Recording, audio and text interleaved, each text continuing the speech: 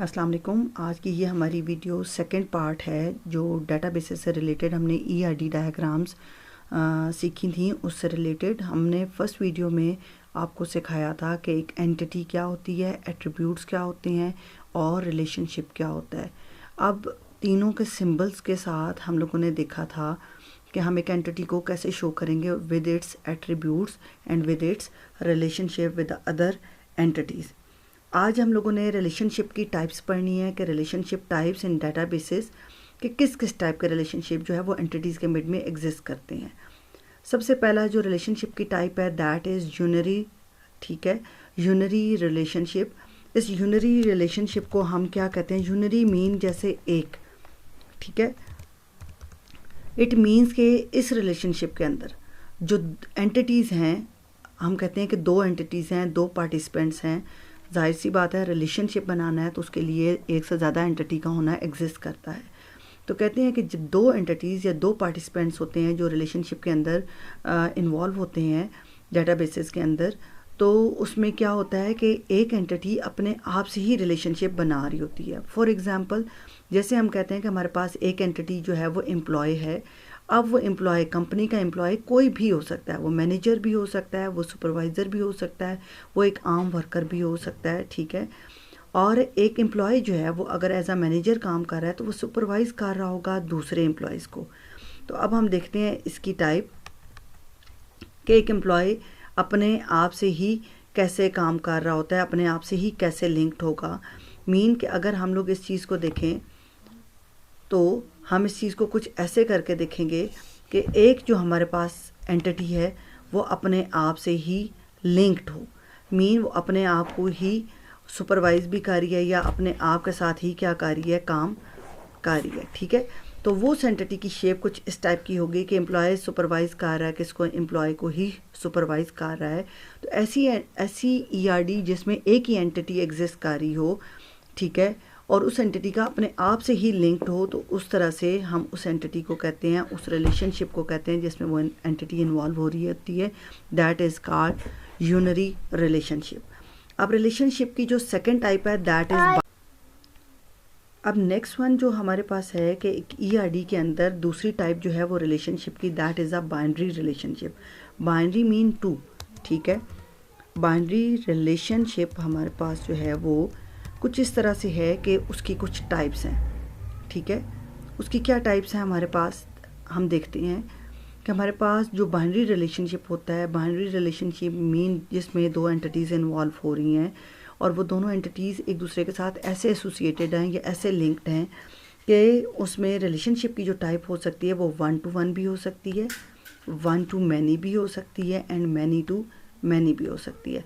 आइए अब हम देखते हैं कि 1 to 1 रिलेशनशिप किस टाइप में, कब, कहाँ एग्जिस्ट करता है और किस तरह की सिचुएशन में एग्जिस्ट करता है। फॉर एग्जांपल हम देखते हैं कि हमारे पास एक जो पर्सन है, कोई भी एक इंडिविजुअल होता है, उसके पास एक ही आईडी कार्ड होता है।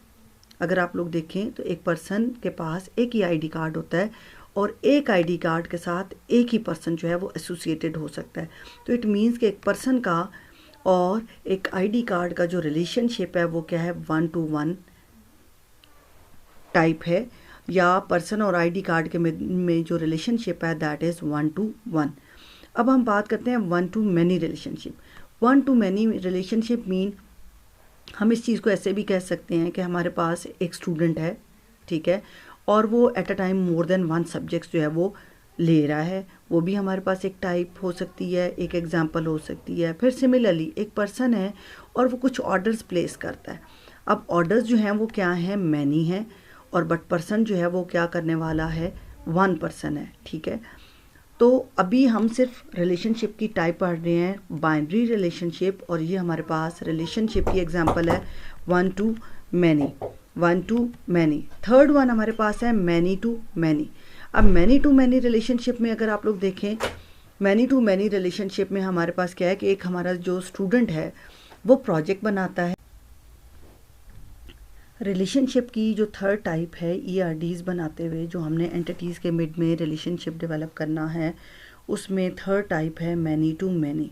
उसकी एक एग्जांपल हमारे पास कुछ इस तरह से है कि एक स्टूडेंट को एक स्टूडेंट को बहुत सारे प्रोजेक्ट्स असाइन किए जा सकते हैं और एक प्रोजेक्ट के अगेंस्ट हम देखें तो मैनी स्टूडेंट्स भी असाइन हो सकते हैं। सो स्टूडेंट और प्रोजेक्ट्स के मिड में क्या हो सकता है, मैनी टू मैनी का रिलेशनशिप एग्जिस्ट करता है। ये डिपेंड करता है सिचुएशन पे कि किस तरह की सिचुएशन है और किस टाइप की एंटिटीज़ हैं, तो रिलेशनशिप की टाइप जो है वो वहाँ पर किस टाइप की एग्जिस्ट करेगी तब देखा जाएगा। ठीक है, अब नेक्स्ट वन हमारे पास जो टाइप है या इंफॉर्मेशन है हमारे पास ईआरडी से रिलेटेड, वो है डेटाबेसेस के अंदर एक टर्म हम पढ़ते हैं cardinality and modality.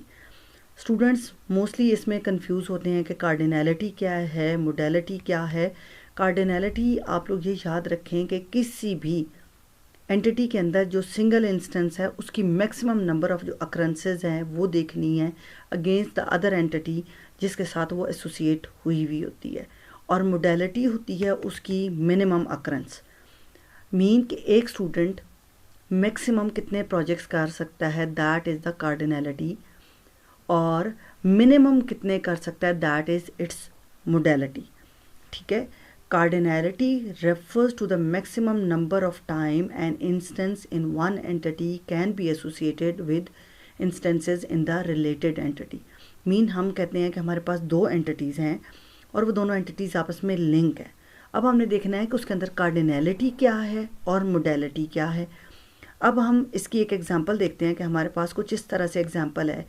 One to many relationship की हम एक एग्जांपल ले रहे हैं। हमारे पास एक एंटिटी ए है और उसमें है हमारे पास हैं कंप्यूटर के पार्ट्स जैसे motherboard, CPU, mouse, graphic card. Similarly हमारे पास एंटिटी बी है जो कि क्या है, डिवाइसेस, रेडियो है, कंप्यूटर है, थर्मोमीटर है, डाटा पुशर्स हैं। ये हमारे पास कुछ डिवाइसेस हैं। अब जैसे एंटिटी 2 में हमारे पास जो सेकेंड डिवाइस है, एंटिटी बी के अंदर जो सेकेंड डिवाइस है दैट इज़ कंप्यूटर। अब ये कंप्यूटर जो डिवाइस है ये लिंक्ड है एंटिटी ए के अंदर देखो मैनी कंपोनेंट्स के साथ। तो इट मीन्स कि यहाँ पर रिलेशन क्या एग्जिस्ट कर रहा है, one to many, one to many. अब ये जो कंप्यूटर का कंपोनेंट है, जो एंटिटी बी की जो डिवाइस है, वो सिर्फ मदरबोर्ड से नहीं बन सकती, वो सिर्फ खाली सीपीयू से नहीं बन सकती, सिर्फ माउस नहीं हो सकता उसके अंदर, ग्राफिक कार्ड नहीं हो सकता। एट अ टाइम उसको ये 4 बेसिक कंपोनेंट्स चाहिए एक कंप्यूटर की डिवाइस बनने के लिए।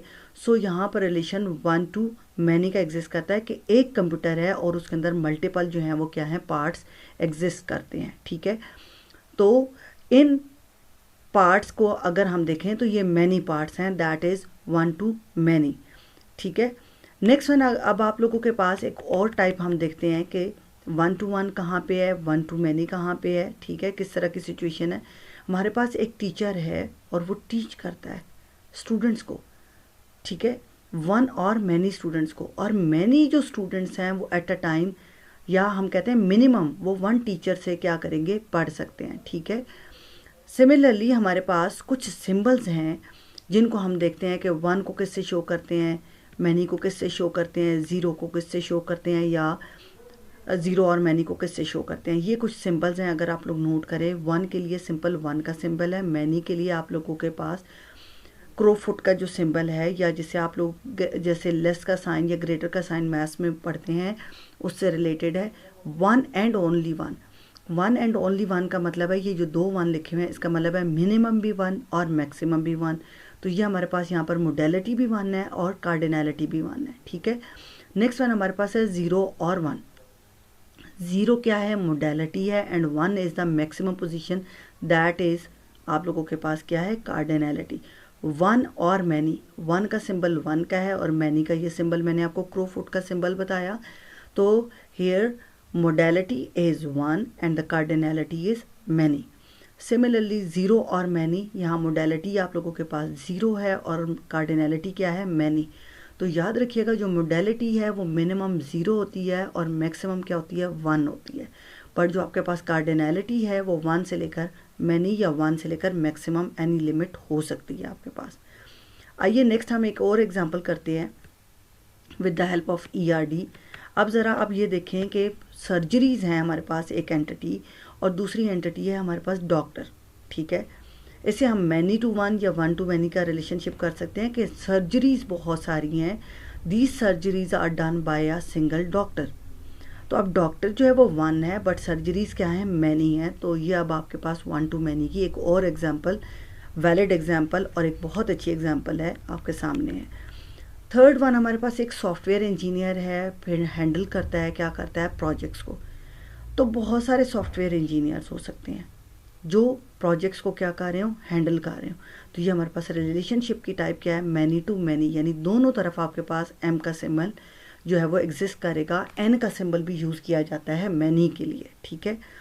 नेक्स्ट वन एक और इम्पॉर्टेंट कॉन्सेप्ट जो है वो हमारे पास डेटाबेसेस के अंदर होता है, जिसमें मोस्टली इंटरमीडिएट लेवल पे स्टूडेंट्स जो हैं वो बहुत कंफ्यूज होते हैं।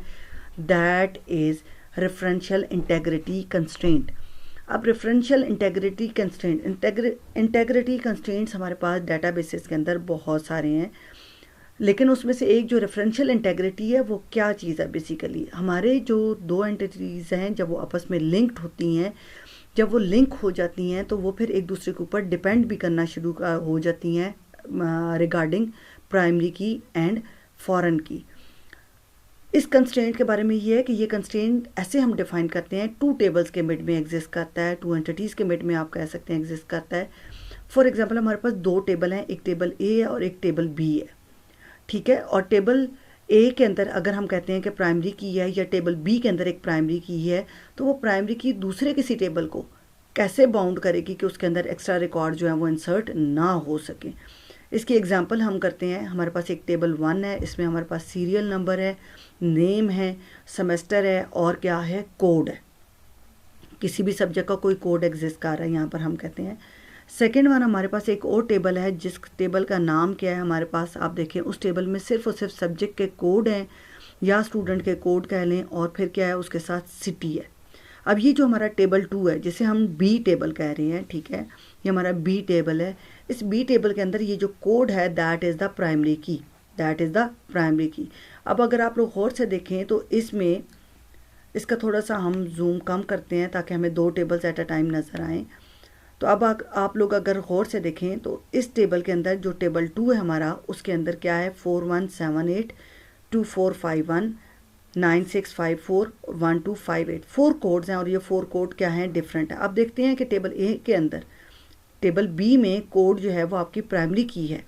अब हम देखते हैं कि टेबल ए के अंदर भी क्या सारे यही कोड एग्जिस्ट कर रहे हैं, 1258 भी एग्जिस्ट कर रहा है, 2451 भी कर रहा है, 5758 है, 9654 है, और नेक्स्ट वन आप लोगों के पास दूसरा कौन सा आप लोगों के पास जो है वो कोड जो है वो एग्जिस्ट कर रहा है, वो है आपके पास 4178।